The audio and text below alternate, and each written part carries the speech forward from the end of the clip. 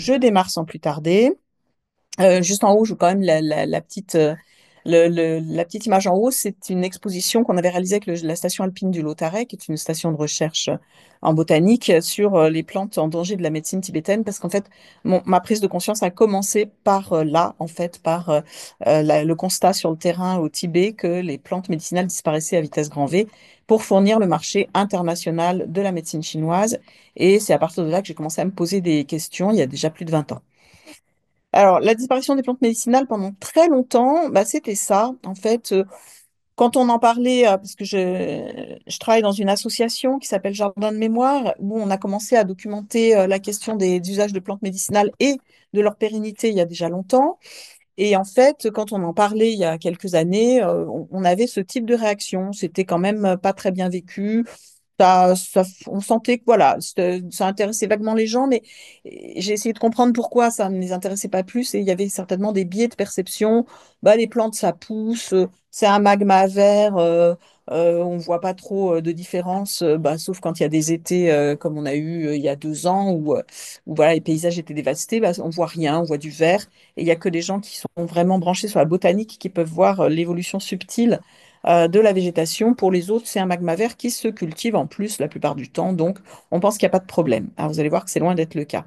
Alors, le contexte général, je pense que vous vous doutez qu'il n'est pas bon. Je l'ai remis un petit peu à jour là. On est sur la sixième vague d'extinction d'espèces naturelles dans l'histoire de la Terre. Et cette sixième vague, elle a une particularité, c'est qu'elle est liée à l'être humain. Nous sommes responsables de ce qui est en train de se passer. Et donc, si on est responsable, clairement, c'est aussi à nous d'en prendre conscience et d'essayer de faire quelque chose. On perd de 17 000 à 100 000 espèces naturelles par an. Alors, c'est normal de perdre des espèces naturelles, ça s'appelle l'évolution. Il y en a qui disparaissent et il y en a qui apparaissent. Donc ça, en soi, c'est pas nécessairement un problème. Mais là, le problème, c'est que ça va beaucoup plus vite et que ça se renouvelle beaucoup moins vite que ça ne disparaît. On pense qu'on aura perdu dans les 20% d'espèces naturelles dans les 30 ans. Et malheureusement, tout ce que je vous dis là, à chaque fois qu'il y a à chaque fois qu'on réévalue, on réévalue en pire. Parce que la logique semble s'accélérer. Là, on est en train d'engager des cercles vicieux dont il va être extrêmement difficile de s'extraire. Voilà, le rythme d'extinction des espèces naturelles, et là je parle de tout, animaux, végétaux, champignons, et à 100 fois le taux naturel. Et même d'ailleurs en mycologie, il y a des tas d'espèces qu'on ne connaît même pas encore et qui auront disparu avant même qu'on les identifie. Donc voilà, les insectes, c'est catastrophique, 30% et jusqu'à 50% selon les dernières études. Là, il y a des études qui ont été faites sur des pare-brises de voitures en Angleterre et ils ont comptabilisé le nombre d'insectes et ils se sont rendus compte on avait perdu à peu près 50% des insectes et on a des estimations très euh, pessimistes qui nous disent que peut-être 100% des insectes auront disparu. Et là, vous avez vu que l'actualité va pas dans le bon sens, puisque avec la loi du plomb, on va réautoriser des néonicotinoïdes qui sont extrêmement toxiques pour les insectes. Enfin, on a l'impression qu'il y a une espèce C'est comme si on faisait tout en pire depuis quelque temps. Voilà, donc là, il y a vraiment urgence à se positionner sur tout ça. Les insectes, ça veut dire perte de la base de la pyramide alimentaire, hein, donc ça va impacter toutes les espèces, et aussi perte de pollinisateurs, donc un gros impact sur la végétation. Alors, les plantes dans tout ça, où est-ce qu'on en est? Qu'est-ce qu'on sait? On sait qu'un huitième des plantes en général sont menacées. On sait qu'on perd, alors là j'ai réactualisé, c'est 15 terrains de football par seconde en déforestation. C'est assez dramatique. Et vous allez voir qu'on ne peut pas demander toujours plus de plantes à la nature tout en la détruisant. Et 80% des plantes, alors j'ai mis PPAM, plantes à parfum, aromatiques et médicinales, mais là on parle surtout des médicinales. En fait, le chiffre qu'il faut retenir, c'est que dans le marché de ces plantes, 80% sont d'origine sauvage. Et pour une raison très simple, c'est parce qu'elles sont pas chères. Si vous avez un cueilleur pauvre dans un pays pauvre qui vous ramasse une plante et que vous payez mal, eh bien, ça coûte beaucoup moins cher, évidemment, que de cultiver ou même de payer des cueilleurs correctement dans un pays un petit peu, avec un petit peu plus de règles sociales. Donc, en fait, le marché est structuré autour des pays pauvres qui fournissent un sourcing de... Alors, on verra que ça a une influence sur la qualité. Et du coup, même si la plante est cultivée, c'est toujours moins cher d'aller la chercher en sauvage. Ce qui veut dire que même une plante cultivée, on ne baisse pas la pression sur la ressource sauvage. Et 20% des plantes médicinales sont en danger immédiat. Alors 20, 25, 30, on ne sait pas exactement, en fait, vous allez voir, parce que c'est très difficile de documenter. Donc, on sait qu'un tiers des conifères et des cactés sont en danger. Et là, bah, je vous interpelle tout de suite. L'huile essentielle de cèdre du Liban pour la cellulite, c'est clairement pas une bonne idée. Mettez du cyprès ou même mettez autre chose parce que globalement, c'est pas miraculeux. Voilà, il va falloir quand même s'interroger sur nos pratiques. Les cèdres sont en grand danger. Euh, on pense qu'il y a entre 30 000 à 50 000 plantes à fleurs qui sont récoltées dans le monde à visée médicinale. C'est absolument énorme. Et on en a environ 15 000 qui sont menacées. Donc là, on est plutôt sur un tiers ou la moitié. Enfin, vous voyez que je vous donne des chiffres qui peuvent être un peu variables parce que ça dépend des sources. Et comme on est obligé d'estimer beaucoup de choses à la louche parce qu'on n'a pas des botanistes payés pour aller documenter tout l'état des plantes sauvages, on a des plantes bien documentées, d'autres très peu documentées, et on fait ce qu'on peut avec les chiffres qu'on a. Mais en tout cas, on sait que c'est pas bon. Voilà, la vitesse d'extinction des plantes est de 100 fois à 1000 fois le taux naturel, donc c'est pire que pour les animaux ou les champignons. Je précise que là, je ne vous vois pas parce qu'on est en visio, mais habituellement, je vois tout le monde se décomposer sur la première partie de cette intervention, et c'est pas du tout du sadisme de ma part. C'est vraiment qu'il faut qu'il y ait un choc de conscience pour qu'on puisse bouger les choses derrière, mais je vous rassure, à la fin, je vous proposerai tout un tas de solutions. Et on va pas arrêter de faire de la phyto pour autant. Mais oui, au départ, c'est un peu démoralisant. On a 7% de plantes correctement documentées. Généralement, ce sont les plantes qui ont un intérêt économique important pour lesquelles il y a des préoccupations et du coup, on les documente. On en a d'autres qui ne sont pas documentées et ce matin même, je lisais un mémoire sur l'agripaume. Bah, l'agripaume, qui est une plante qu'on a oubliée à un juste titre, qui est une plante vraiment géniale avec des indications proches de l'aubépine. Bah, cette agripaume, clairement, en France, c'est pas brillant. À l'état sauvage, elle est cultivée. Et ben, il n'y a rien sur l'agripaume parce que personne s'est trop penché là-dessus, à part l'étudiante qui nous a fait le mémoire. Donc voilà, pour vous dire qu'il y a beaucoup, beaucoup d'inconnus. Je vous mets très régulièrement des petites figures avec l'organisme Trafic, qui est une ONG qui travaille à documenter l'état de tout ce qui est espèces sauvages, animales et végétales en particulier. Et ils font d'excellents rapports qui sont toujours en ligne et qui font un état des lieux assez intéressant, très bien documenté, sourcé, avec une biographie, etc. Donc vous les verrez défiler, il y en a un que je commenterai un peu plus. Alors, comment est-ce que donc, sur quoi je me base justement pour vous dire tout ça? Je fais pas ça au doigt mouillé.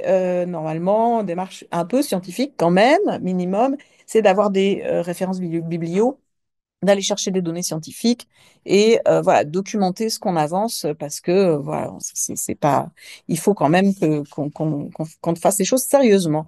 Donc, je me base beaucoup sur les données de l'IUCN. L'IUCN nous dit que 20% des plantes aromatiques et médicinales sont étudiées et que 11% sont sur liste rouge. La liste rouge, ça veut dire qu'il ne faut plus les commercialiser. En tout cas, elles ne doivent pas venir de sauvages. Et 800 espèces à réguler. Donc, je vous ai mis les catégories de l'IUCN, non évaluées, malheureusement, beaucoup de plantes, data deficient, manque de données, bah, beaucoup de plantes aussi, euh, commence à être concernées, si vous voulez, hein. Ensuite, proche de la menace, vulnérable, et ensuite, vous avez en danger, et là, on passe sur liste rouge, et normalement, on n'a plus le droit de les commercialiser. Et en danger critique, c'est-à-dire qu'elles sont au bord de l'extinction, éteint en sauvage, et éteint complètement, ça veut dire qu'il n'y en a même pas un exemplaire dans un jardin botanique. Donc ça, c'est voilà, c'est un petit peu ces catégories. C'est pas très facile de travailler avec les ressources de l'IUCN. Il y en a par continent, il y en a par pays, et il y a des situations assez nuancées. Une plante peut être en danger dans son biotope d'origine et invasive ailleurs. Donc l'idéal, ça serait évidemment d'aller la récolter là où elle est invasive. Ça pose encore la question des biotopes, mais quand même. Et ça, évidemment, le marché n'a pas cette intelligence-là.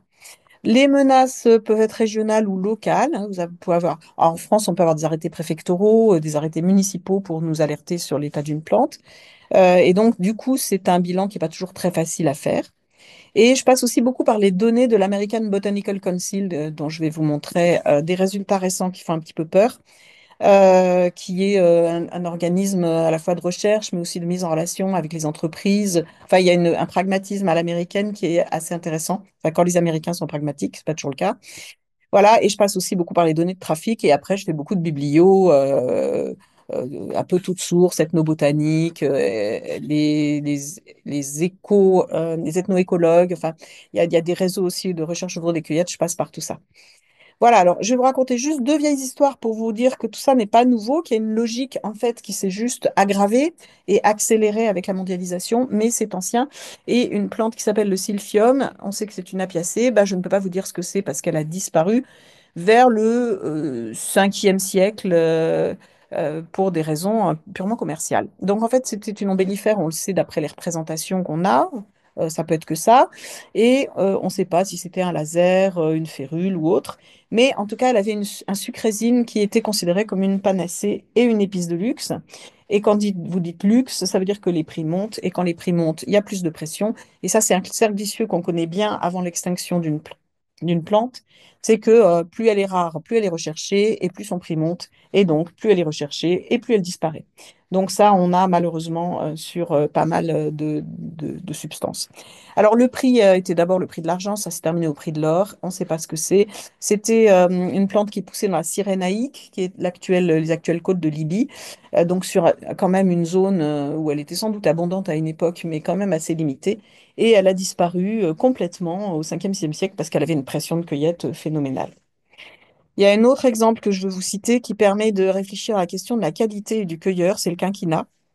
Le quinquina a été utilisé par les Indiens d'Amérique du Sud dans des fièvres et des parasitoses, mais pas dans le paludisme, parce qu'à l'époque, il n'y en avait pas en Amérique. Il a été ramené par les Espagnols et les esclaves africains. Et comme les Espagnols essayaient de tirer toutes sortes de ressources, ils n'étaient pas intéressés que par l'or, ils cherchaient aussi à commercialiser des épices, surtout qu'au début, ils pensaient avoir découvert l'Inde par une autre voie. Et en réalité, ils ont essayé voilà, d'exploiter toutes les ressources végétales qui étaient possibles pour gagner de l'argent. Et donc, ils ont essayé le quinquina dans le paludisme, puisque c'était utilisé dans des fièvres. Et il y a eu des résultats phénoménaux. C'était pratiquement la première fois qu'on avait une plante qui non seulement améliorait la fièvre, mais guérissait le paludisme de par ses effets antiparasitaires. Et donc, il y a eu tout un marché qui s'est mis en place et qui était mené par les jésuites. Et en fait, c'était les Indiens qui ramassaient ça parce que eux connaissaient l'arbre. Il n'y avait pas de botanique à l'époque, donc pendant très longtemps, l'arbre n'était pas caractérisé. D'ailleurs, il y avait au moins quatre arbres récoltés. Et il a fallu un long moment avant de les identifier correctement avec l'avènement de la botanique. Et en fait, les Indiens ramassaient bien ce qu'ils voulaient. Et comme ils savaient que ça partait à l'autre bout du monde, chez les Espagnols avec lesquels ils avaient une relation, on peut dire, plutôt douloureuse, eh ben, ils ramassaient n'importe quoi et ils n'en avaient rien à fiche. Et voire même, on peut se demander s'il n'y avait pas une volonté voilà, de faire de la contrefaçon, qu'on peut comprendre. Et quand ils ont été payés, quand ils n'étaient pas en esclavage, eh ben, ils ramassaient des écorces qui laissaient tremper dans l'eau parce que c'était payé au poids. Ils les vendaient ainsi plus lourds et ensuite ça moisissait dans les galions et ça arrivait dans un état de qualité absolument désastreuse. Donc ce que vous voyez là, c'est que des cueilleurs mal formés ou qui n'ont pas envie, enfin se fichent éperdument de la personne qui est en bout de chaîne ou qui sont des minorités opprimées, bien, sont des personnes qui vont pas faire de la qualité parce qu'ils sont mal payés, ils n'ont pas le temps, ils n'ont pas l'envie et ils se sentent pas concernés. Et ça, on va le retrouver dans le marché actuel, je suis désolée de le dire, peut-être à moindre échelle. Bon, accessoirement, ça a dévasté les forêts péruviennes et l'arbre a failli disparaître. Et en fait, on en a retrouvé ailleurs. Puis entre-temps, il y a eu la synthèse de quinine qui a fait que la pression s'est relâchée d'un coup. Et finalement, il y a toujours des quinquinats, mais c'est passé près de la catastrophe. Alors, il faut bien comprendre le rôle du marché dans tout ça.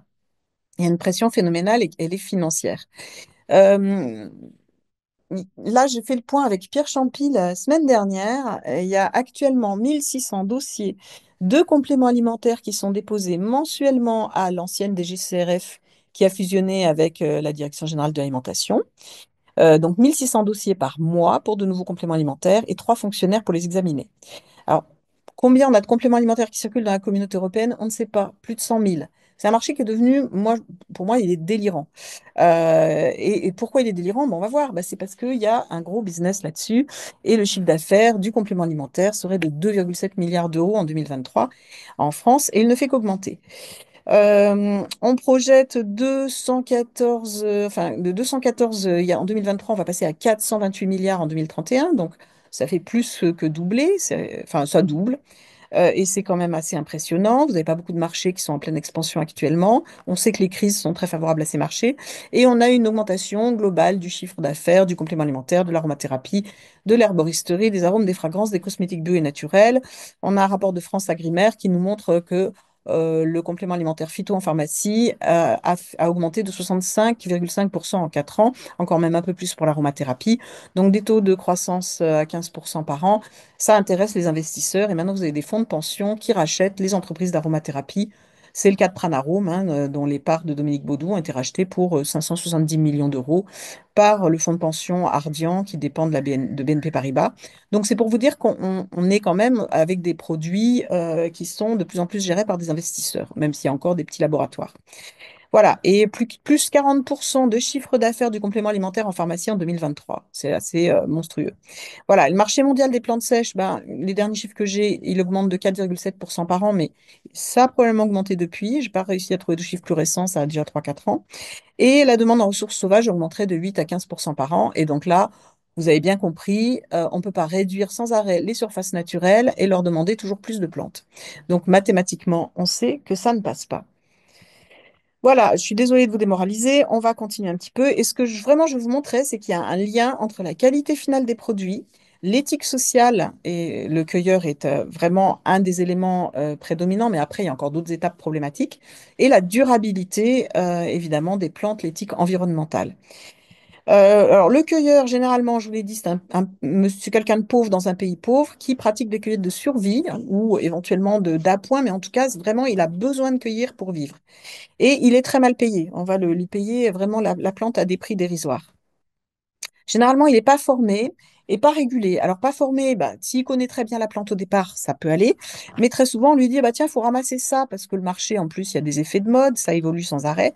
Et il connaît pas très bien cette plante-là. On lui donne, voilà, deux, trois conseils et après, il va ramasser. Et on sait qu'il y a énormément de malfaçons par confusion d'espèces. Confusion d'espèces, voire confusion de genre, voire on ramasse totalement autre chose. Et après, il y a toute la problématique des taxonomies que j'ai pas du tout le temps de développer. Mais les taxonomies populaires et traditionnelles ne correspondent pas à la taxonomie linéenne. Et donc, on a plein de confusions aussi qui sont liées à ça. Et puis, il n'a pas de formation sur les bonnes pratiques de cueillette. On va en reparler à la fin pour les solutions. Les bonnes pratiques de cueillette permettent de pérenniser. Et parfois aussi, on a des entreprises qui lui demandent des trucs un peu foufou. Et là, par exemple, je vous ai mis un cueilleur d'arnica. Il y a une entreprise bien connue qui demande qu'on arrache la totalité de la plante. Voilà, normalement c'est le capitule. On peut d'ailleurs laisser un capitule sur une des fleurs pour qu'il y ait euh, euh, renouvellement, mais on a voilà, des entreprises qui demandent la totalité de la plante. Donc on a des mauvaises pratiques de cueillette et on peut détruire totalement, bah, si vous coupez un arbre, comme c'est le cas par exemple pour le prunier d'Afrique, pour les problèmes de prostate, bah, c'est terminé, quoi. Il n'y a plus d'arbres, alors qu'il y a une manière de tailler l'arbre qui permet de le pérenniser.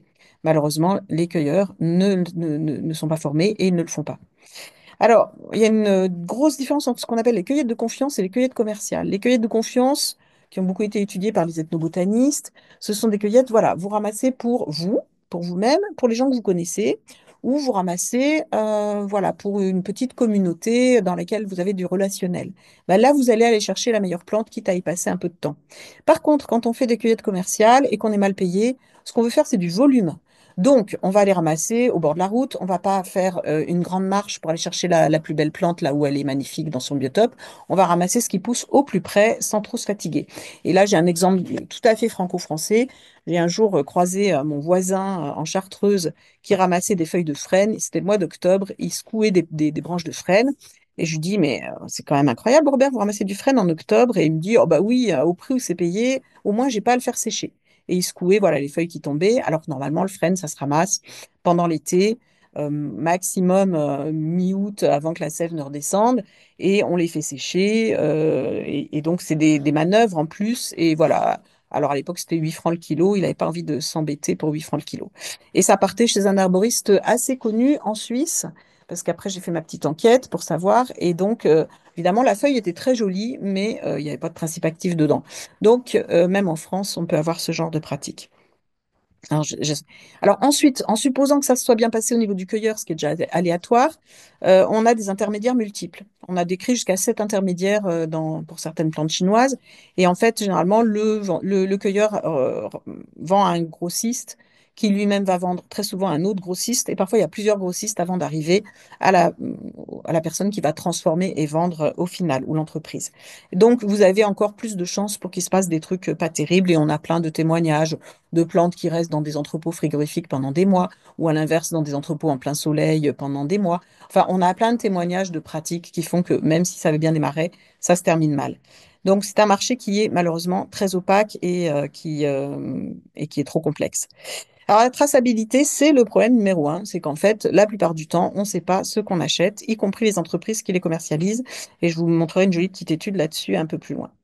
Voilà, alors cette étude, maintenant, je crois que c'est maintenant que je vais vous la montrer. On a une étude qui est sortie par Herbalgram l'année dernière, fin 2024, qui montre que 80% des produits, des poudres de plantes en complément alimentaire sont en non-conformité, c'est-à-dire que ce qu'il y a dans la gélule ne correspond pas à ce qui est écrit sur le package. Et ça, on a des tas d'études à chaque fois qu'il y a des dosages qui sont faits, ça, on tombe toujours sur les mêmes résultats. Il y a une entreprise en France qui s'appelle Botanicert, qui fait de la métabolomique pour savoir ce qu'il y a dans les gélules pour des entreprises qui aimeraient bien savoir ce qu'elles achètent, et ils trouvent exactement les mêmes chiffres.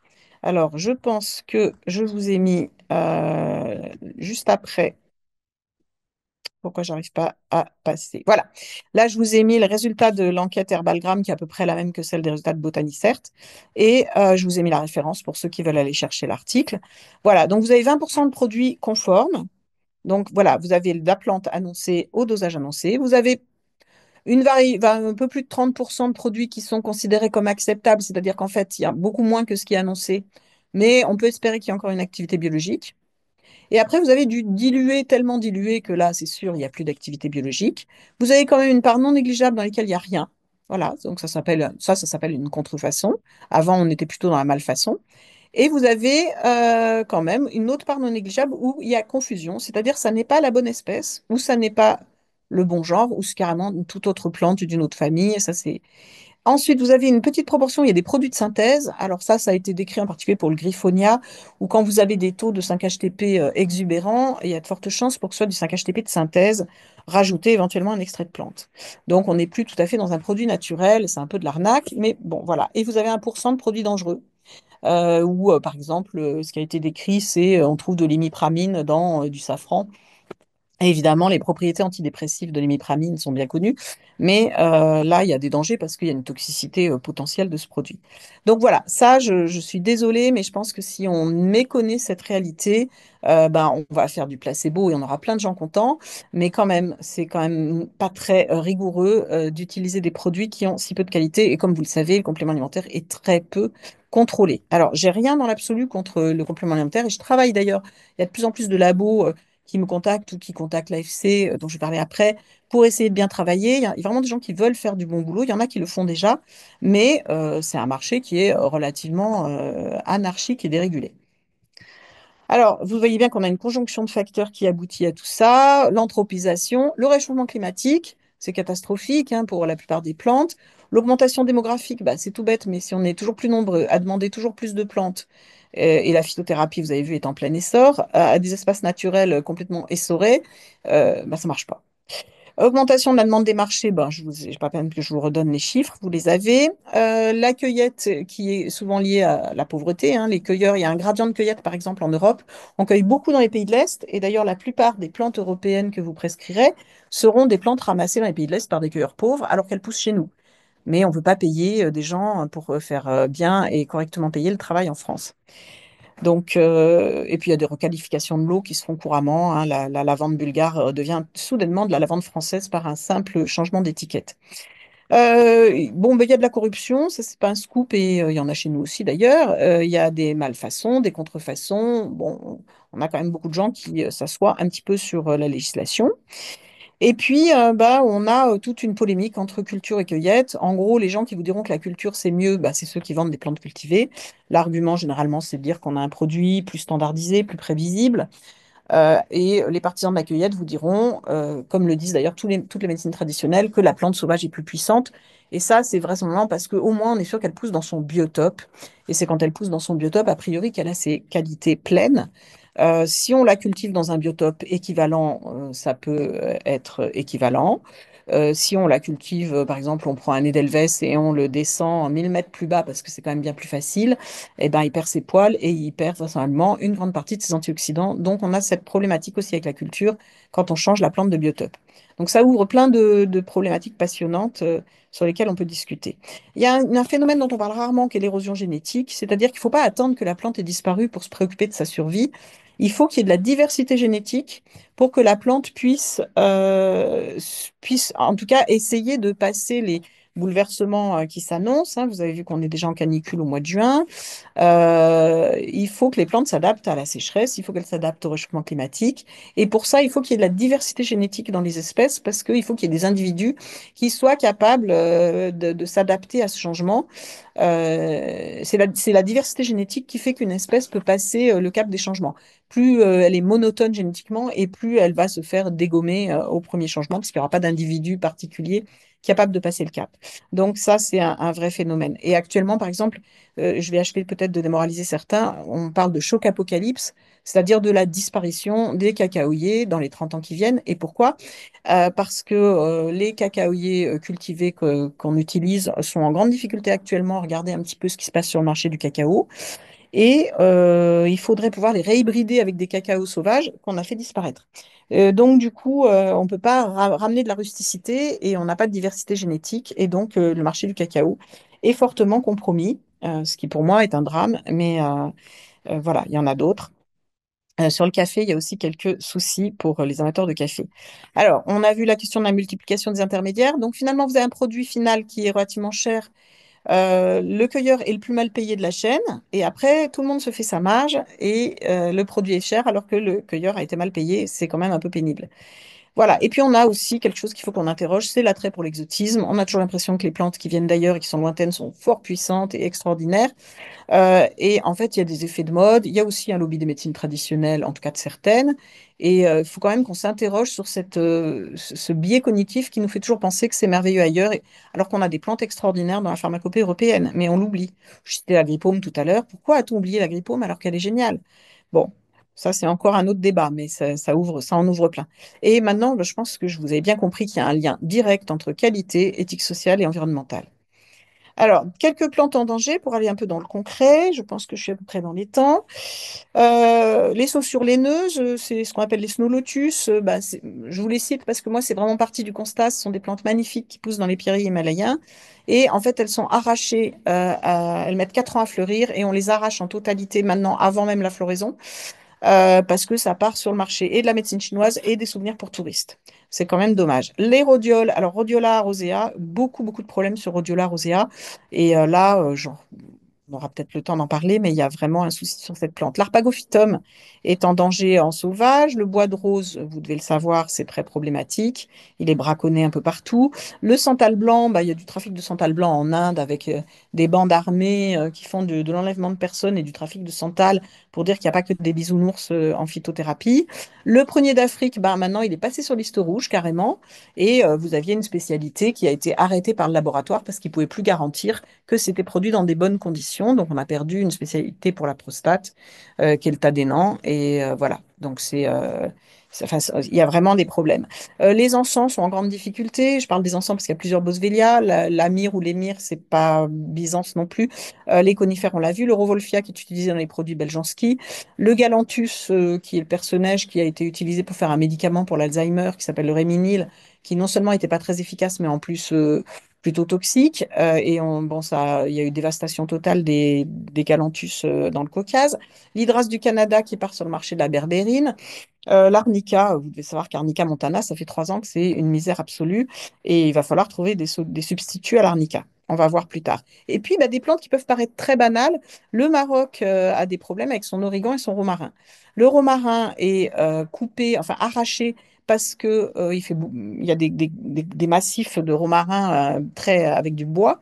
Et le bois sert à faire tourner les alambics, en fait. Donc, on arrache tout, on coupe la partie qu'on va distiller et le reste part dans le feu pour fournir l'énergie pour l'alambic. Et l'origan est dévasté aussi pour les mêmes raisons, pour la distillation. Ce qui pose un peu problème parce que je vous dirai après que le marché se déplace. Et là, typiquement, quand il n'y en aura plus au Maroc, ça va se déplacer jusqu'à ce qu'il n'y en ait plus du tout, en fait. Alors là, un exemple très concret, et il n'y a pas besoin d'aller très loin, l'arnica. Bon, d'ailleurs, sur la photo en haut à gauche, vous voyez qu'on a arraché la totalité de la plante.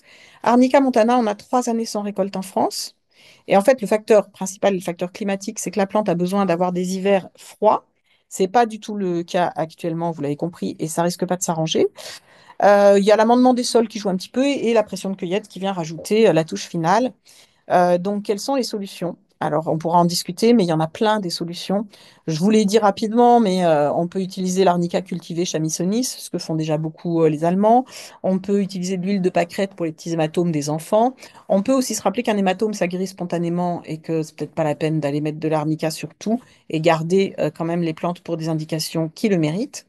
Et après, vous avez une multitude de plantes vulnéraires dans la pharmacopée française. On n'a que l'embarras du choix si on veut trouver une plante vulnéraire. Donc, pourquoi s'obstiner sur l'arnica? Bah, parce qu'il est connu déjà, tout simplement. L'arpagophytum est cultivé, mais les populations d'Afrique du Sud pauvres continuent à le ramasser en sauvage. Il est très souvent adultéré avec un autre arpagophytum zeyeri, qui est certes à la pharmacopée, mais qui semble quand même être beaucoup moins efficace. Et il est aussi très souvent adultéré avec tout à fait autre chose que de l'arpagophytum. Il y a des alternatives, bah, tout simplement la scrofulaire noueuse, si on veut absolument avoir des arpagosides, et tout un tas d'autres plantes anti-inflammatoires.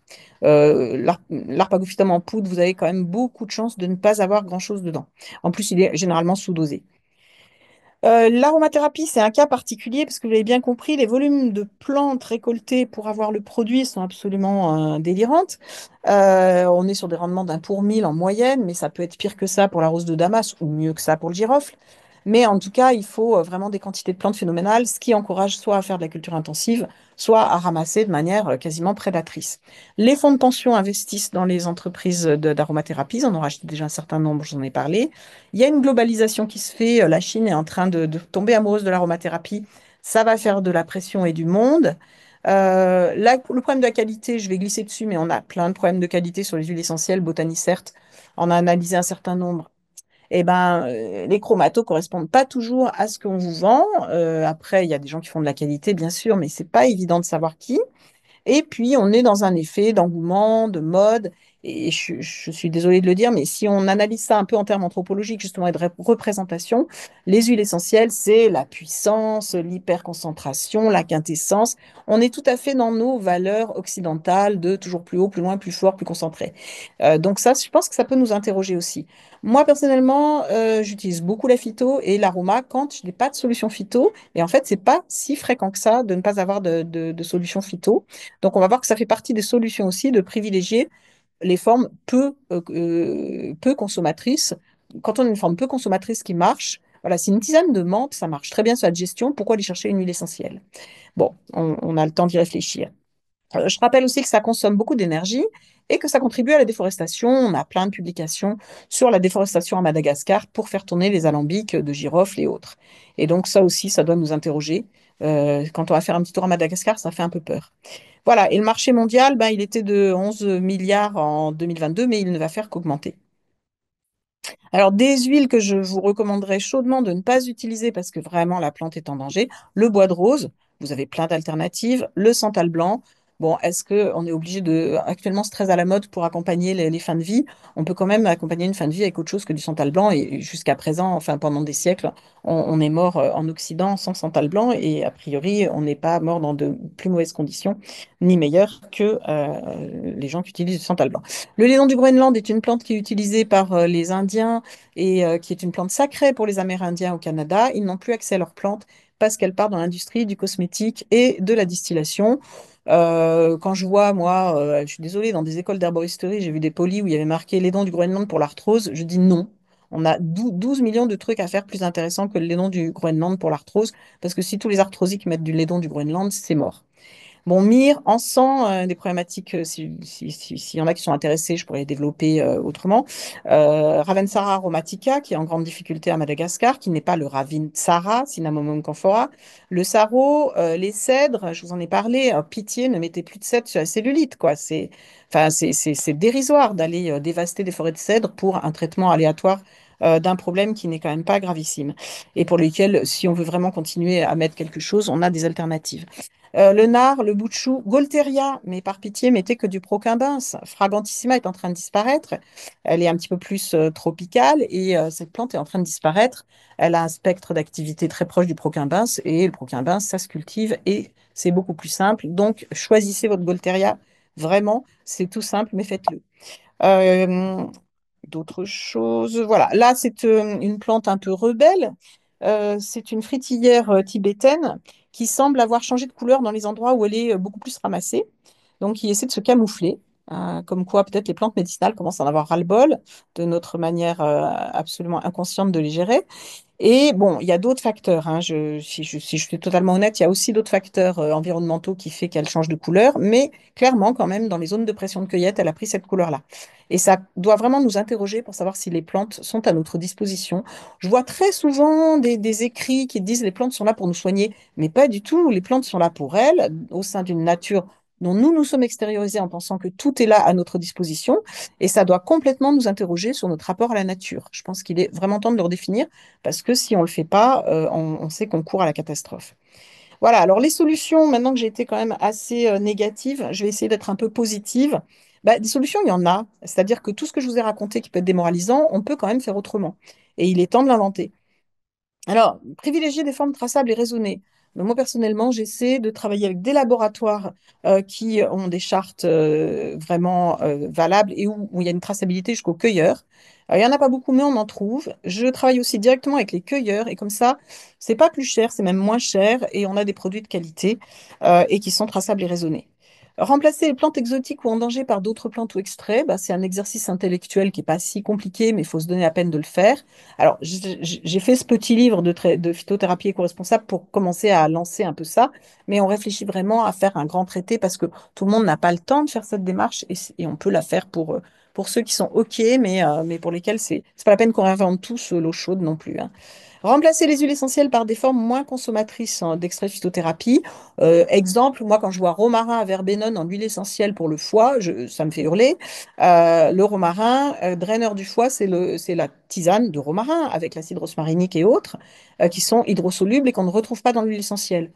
Pour moi, une huile essentielle, c'est pas une bonne indication, le drainage. Il y a vraiment, c'est la phyto de base qui fait du drainage. Et laissons tranquille le romarin à verbenone pour le drainage.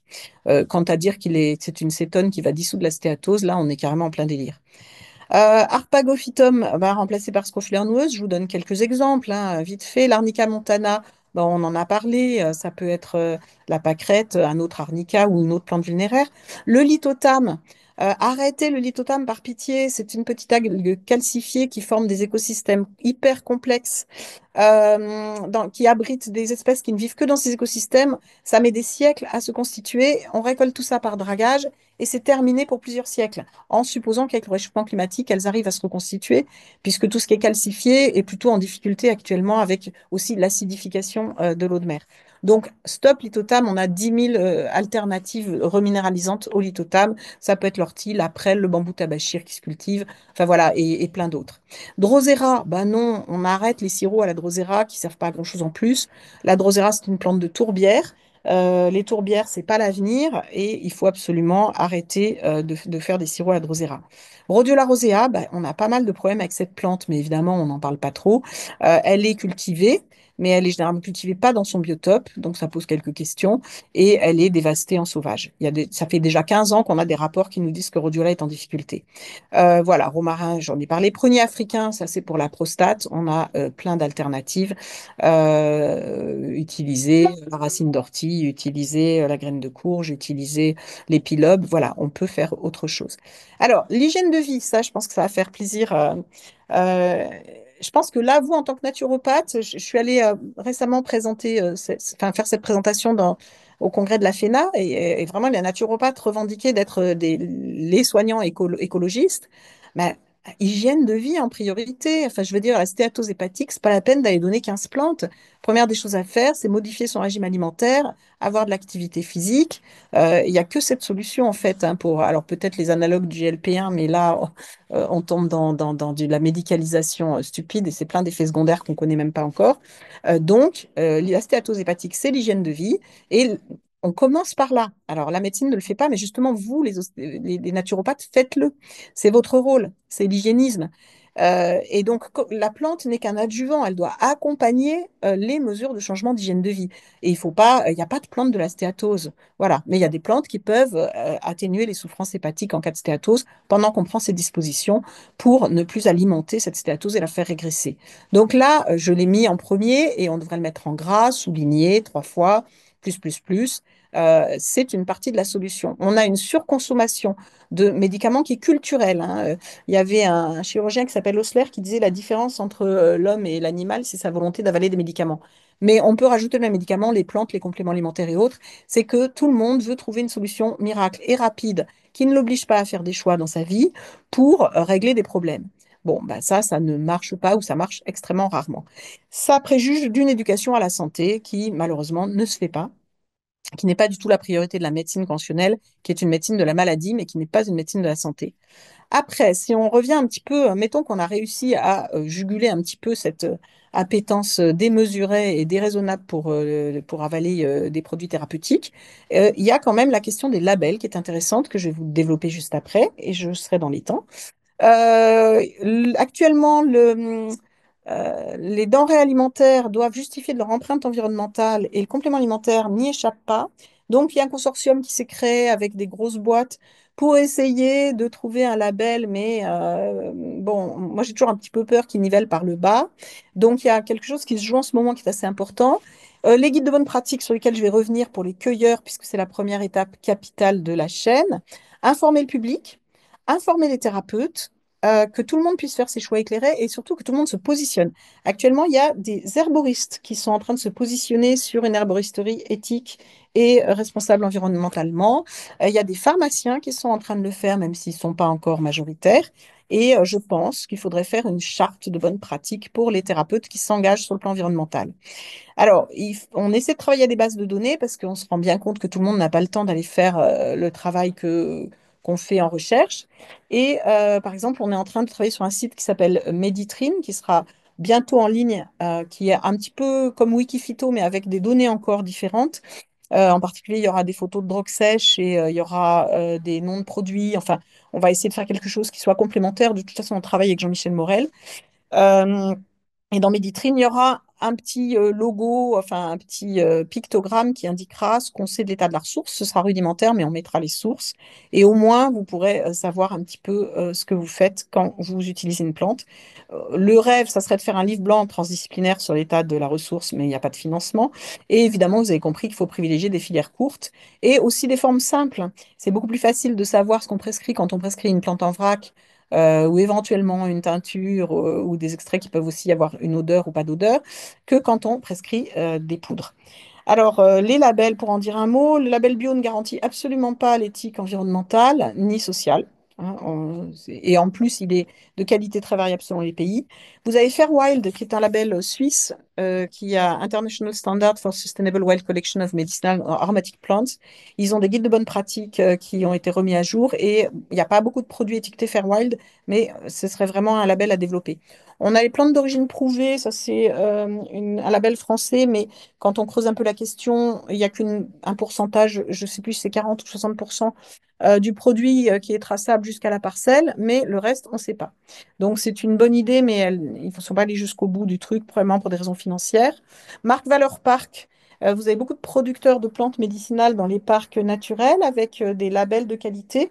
Généralement, c'est de très très bonne qualité et si vous avez un parc près de chez vous, je vous engage à aller voir s'il y a des producteurs et ils font généralement de très bons produits. En plus, vous serez dans votre biotope. L'AFC, c'est l'Association française des cueilleurs. Je vais juste finir avec eux. Ils font un travail extraordinaire de documentation et autour des bonnes pratiques et de formation. Et ils sont très actifs et il faut les encourager. La Fédération des paysans herboristes ou le syndicat des simples, qui sont quand même dans une logique de préoccupation de la ressource depuis des décennies, hein, mais ils ont même commencé bien avant moi. Donc, il faut leur tirer vraiment le chapeau et travailler avec eux. Quid de l'engagement des thérapeutes, c'est-à-dire quand est-ce que les thérapeutes vont enfin se positionner sur cette question?